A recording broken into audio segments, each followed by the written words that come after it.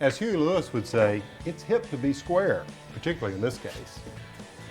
They say an eco-friendly house can't be built in 150 days for $150,000, and I say it can. I'm Alan Smith. Join me as I push the limits with time, budget, and creativity with the Garden Home Challenge, exclusively on ehowhome.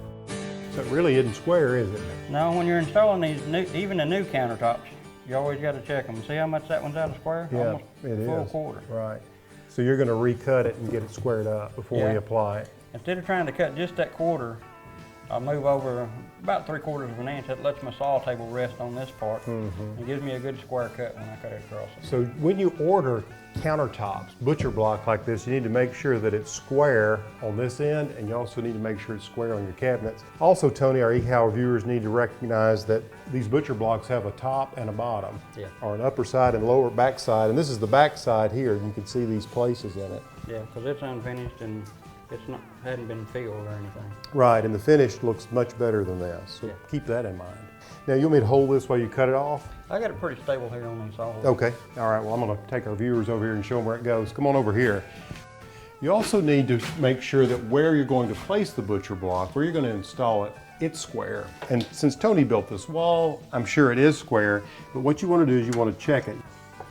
And you can see it's very square. So, as he squares off the butcher block, it should fit in here beautifully. Now, here's the thing to keep in mind. If you want to apply butcher block to an existing house, if it's an old house, you know, they can move over time, and it's very likely the walls aren't square, so you're going to have to cut it to fit. Now, you know, there's just something about butcher block I love. From the very beginning when we were designing this house, I thought, you know, it'd be so cool, even in this small kitchen, to have an antique butcher block.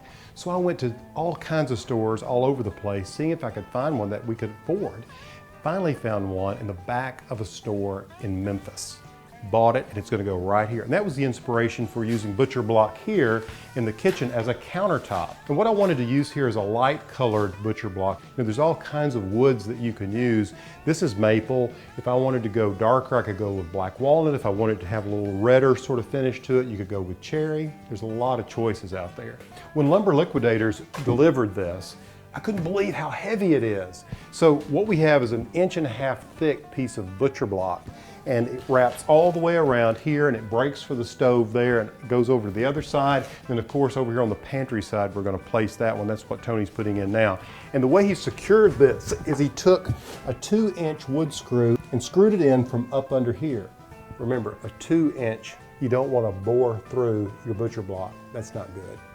And also make sure you get the right side up, because when you finish it out, you're going to sand it lightly. We're going to apply a mineral oil to bring out the color. You want to make sure you don't have those little pits and gaps in there. Hey, if you're enjoying our progress on the house, check in regularly and tell a friend, and make sure you subscribe to eHowhome. We're going to be cooking in this kitchen before you can say black-eyed peas.